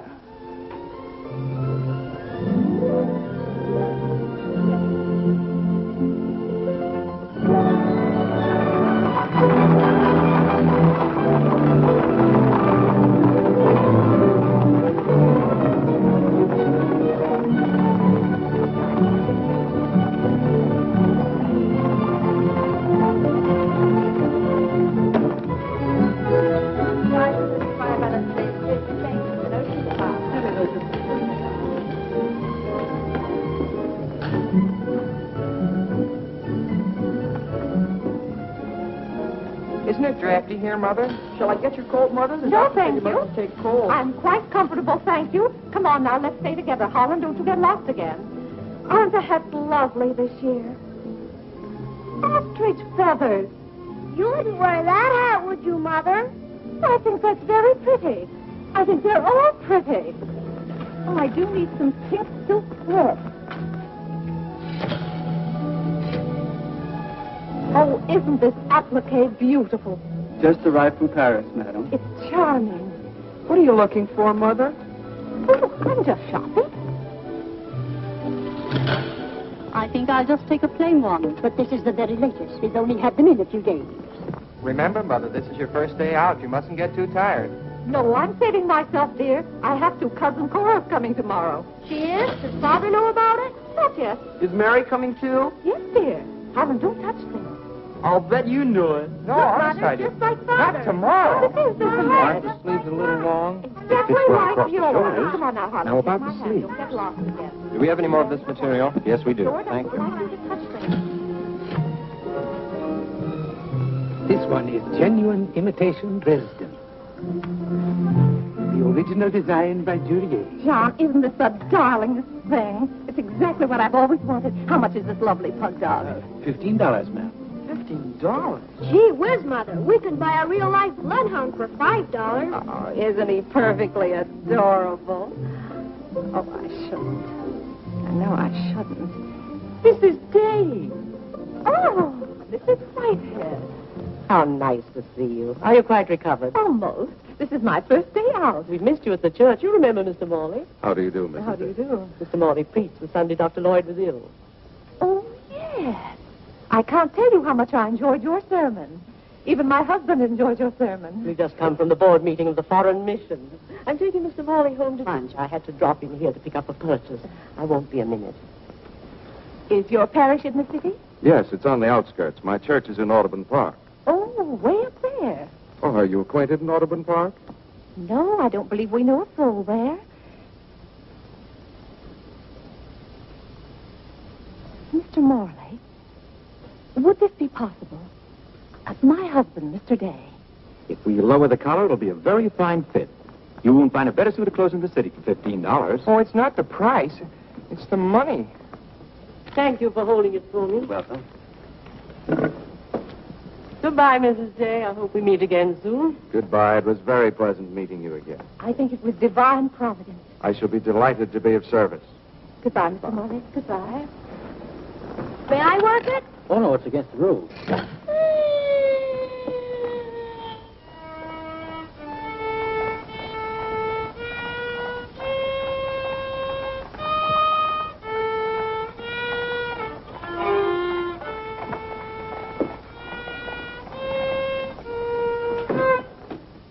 Hello.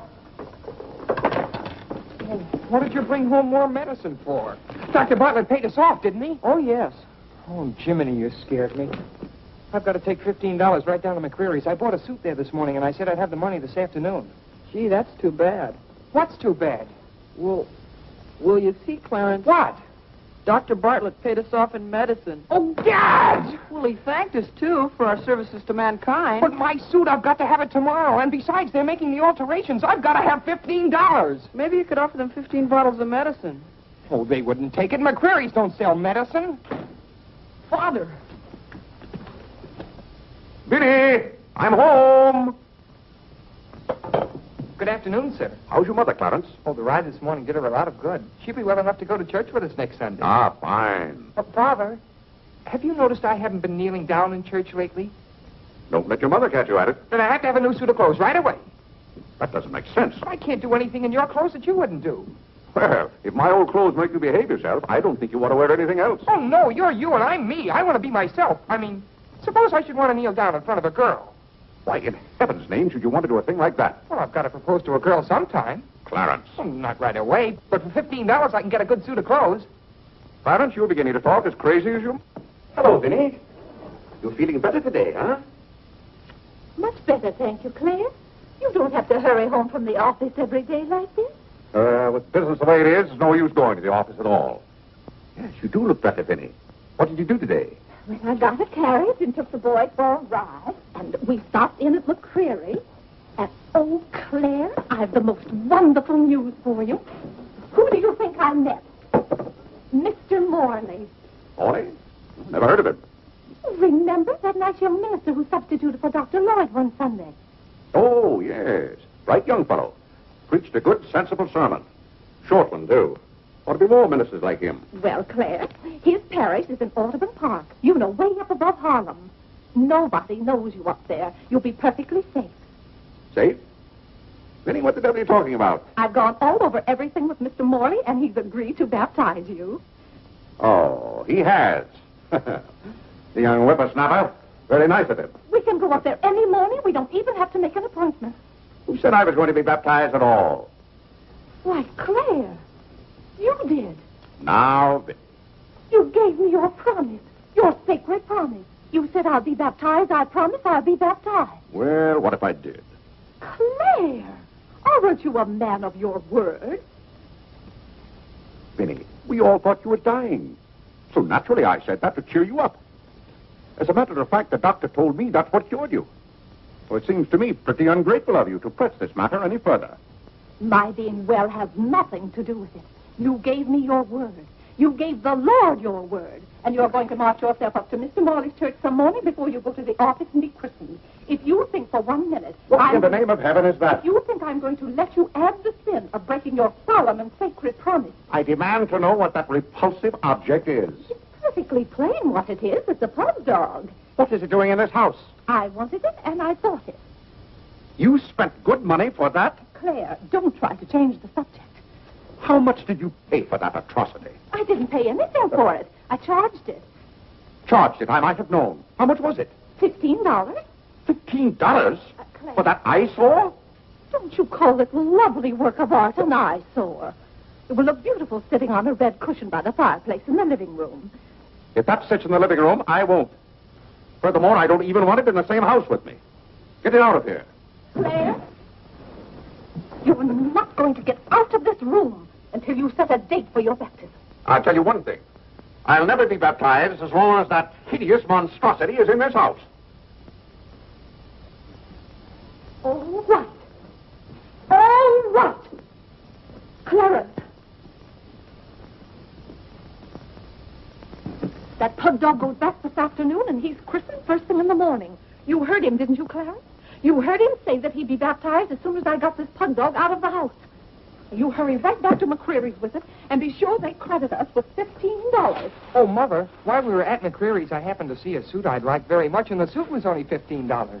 Well, Clarence, I'm afraid your suit will have to wait until after I get your father christened. Well, no, I meant that since the suit cost just the same as the pug dog, if I exchanged the pug dog for the suit... Why, yes. Then the suit wouldn't cost your father anything. Why, how bright of you, Clarence, to think of that. I'd better start right away before McCreary's closes. Yes. Now, let's see. If we're going to take your father all the way to Audubon Park, Clarence, on your way back, you stop at the livery stable and tell them to have a cab here at 8 o'clock tomorrow morning. Mother, a cab? Do you think you ought to? We can't walk all the way to Audubon Park. But you know what a cab does to Father. This is a very important occasion. All right. Get one of their desk cabs, the kind they use at funerals. Well, those cost $2 an hour, and if Father gets mad... Well, if your father starts to argue in the morning, you remember. Oh, he agreed to it. We both heard him.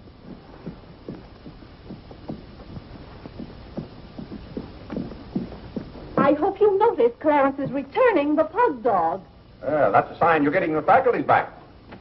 Don't dawdle, Clarence.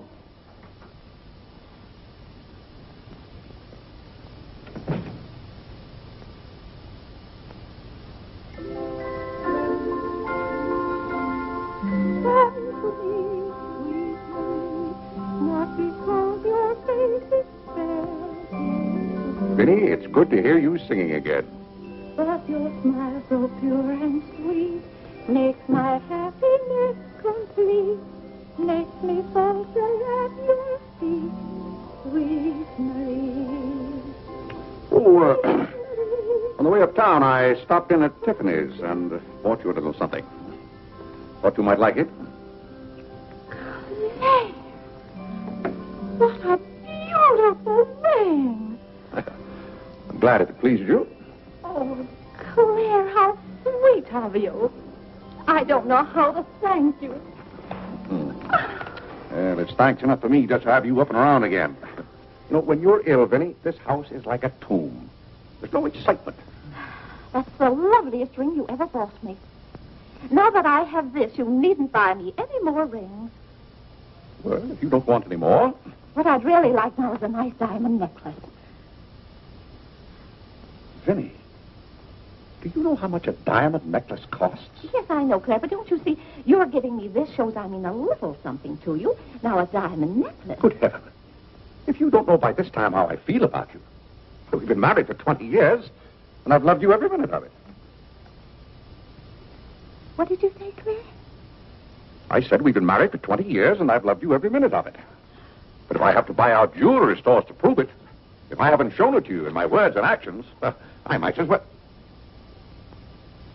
Well, what have I done now? It's all right, Claire. I'm just so happy. Happy? You said you loved me.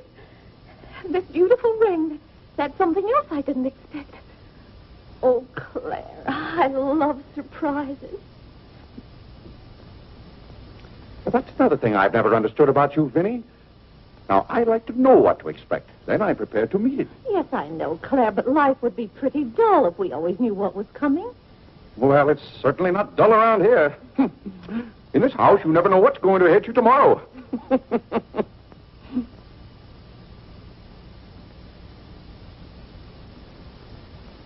Every daisy in the dell knows my secret, knows it well, and yet I dare not tell thee, sweet Marie,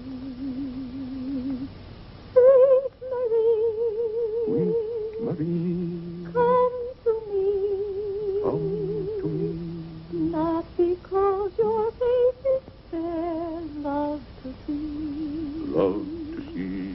every daisy in the dell knows my secret, knows it well, and yet I dare not tell, sweet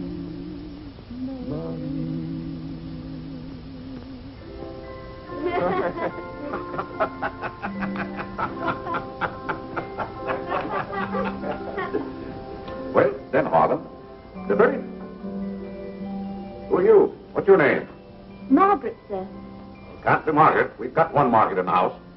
At home they call me Maggie, sir. All right, Maggie. If her name's Margaret, that's a good sign. Maybe she'll stay a while. Do you know, boys, your mother used to be just the same about cooks as she is about maids. Never could keep them, for some reason. Well, one day about 14 years ago. Yes, it was right after you were born, John. My, you were a homely baby. Thank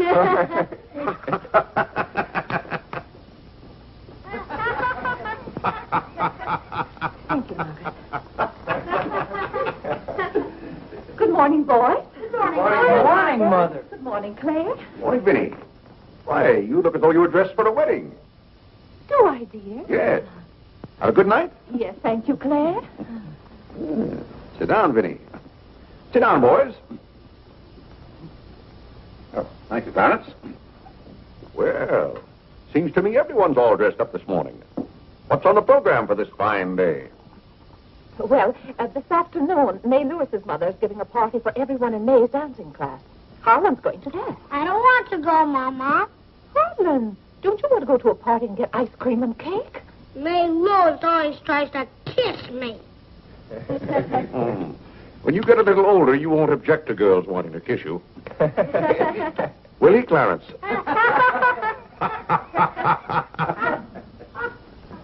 This is for you, Mr. Day. Where shall I put it? Oh, that's for me, I think. Take it upstairs, Maggie. Wait a minute, Maggie. Bring it here. Let's see it. See, it's for me, Father. Clarence Day, Jr. Let me look. Well, that's from McCreary's. It's marked charge. What is it? Claire, it's all right. It's nothing for you to worry about. Well, at least I think I should know what's being charged to me. What is it? Claire, stop your fussing. It's a new suit of clothes for Clarence, and it isn't costing you a penny. It's marked charge $15. It's costing me $15. And I told Clarence... Claire, can't you take my word? It isn't costing you a penny. I'd like to have you explain why it isn't. Because Clarence took the pug dog back and got the suit instead. Of course. And they've charged me $15 for the suit. Nonsense, Claire. We gave them the pug dog for the suit, don't you see? Then they've charged me $15 for the pug dog. But, Claire, they can't. We haven't got the pug dog. We sent that back. Well... But... Well, now, wait a minute, Vinny. The suit... Well, there's something wrong with your reasoning. Well, Claire, I'm surprised at you when you're supposed to be so good at figures. That's perfectly clear to me. Vinny, they're going to charge me for one thing or the other. Don't you let them.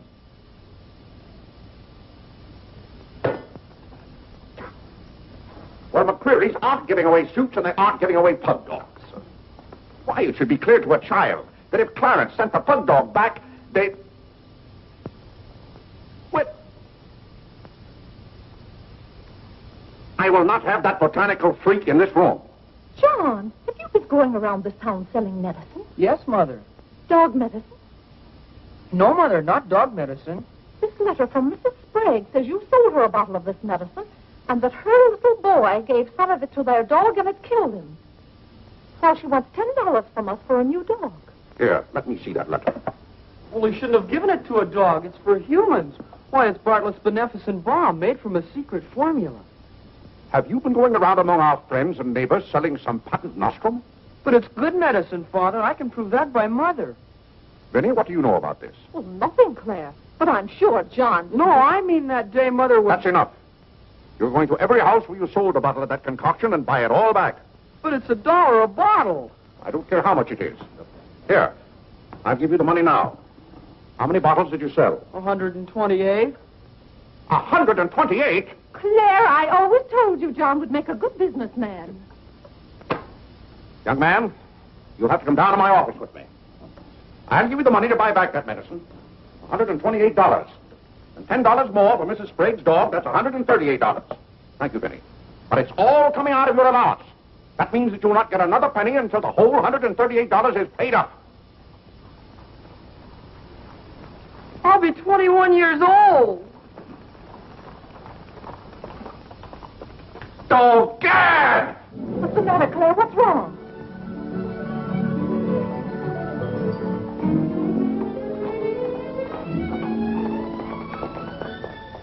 Those gypsies are back. Don't answer the door. They're moving in on us again, bag and baggage. I won't have it, I tell you. I won't have it. Now, Claire.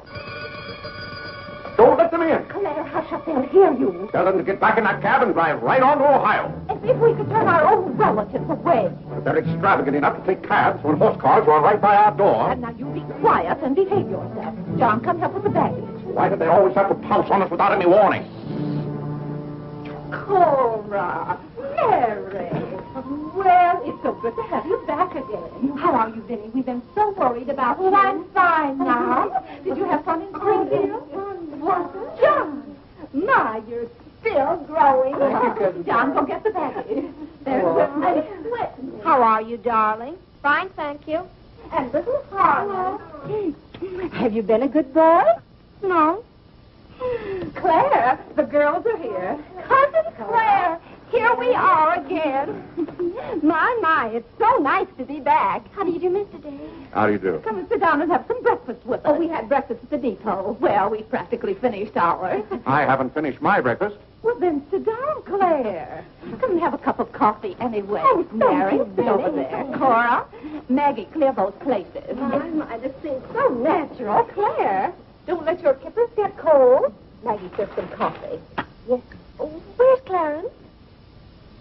He must be upstairs moving his things so you can have his room again. Oh, Vinny, we can't stay overnight. Grandpa Edison's been sailing very fast, and that's why I have to hurry back. We're leaving on the 5 o'clock train this afternoon. Well, Cora, it certainly is good to see you again.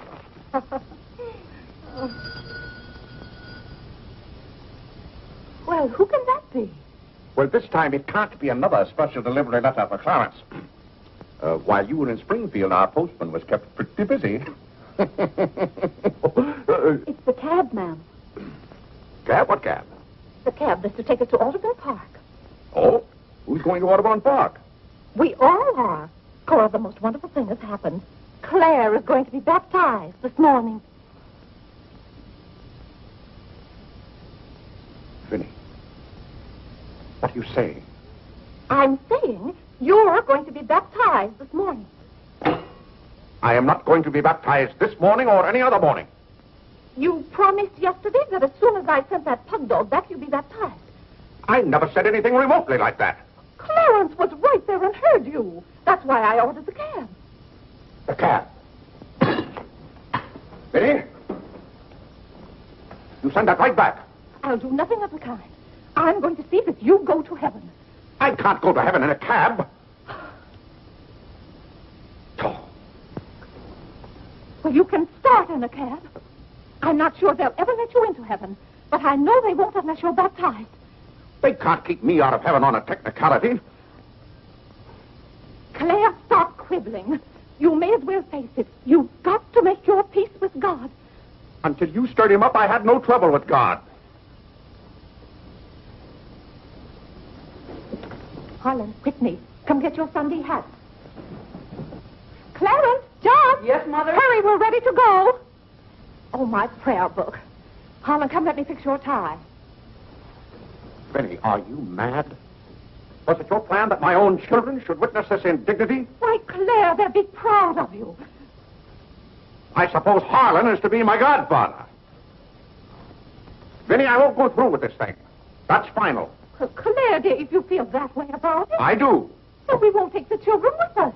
I'm not talking about the children. I'm ready, Mother. Oh, John. Vinny, I haven't time for anything like that this morning. I've got to take John down to my office with me and give him the money to buy back that dog medicine. But it wasn't dog medicine, sir. Young man, we're starting downtown this minute. You will do no such thing.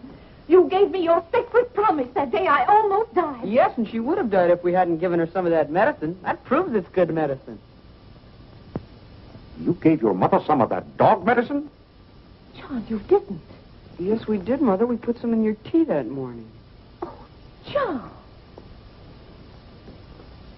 Do you realize you might have killed your mother? You did kill Mrs. Sprague's dog. John, I'll have to give considerable thought as to how you're to be punished for this. But Claire. No, Vinny. When I think of that day, why, we might have lost you.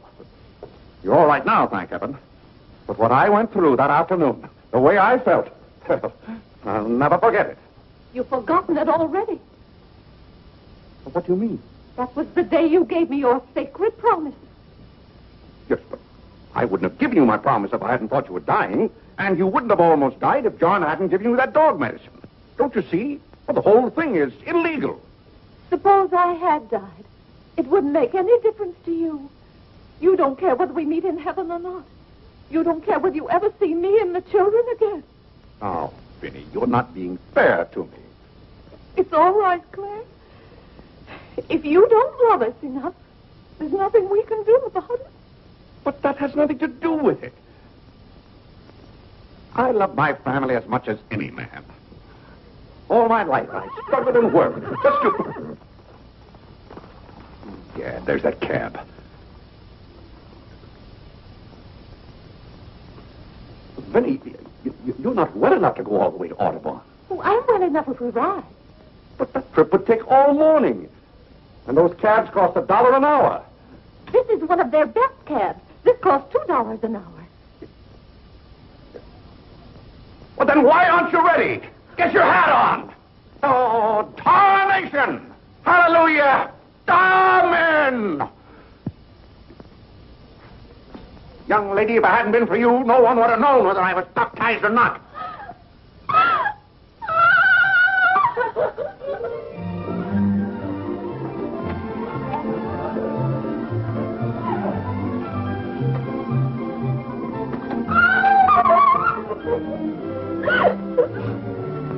Oh, Gad! Good morning, Mr. Day. Going to the office? No. I'm going to be baptized.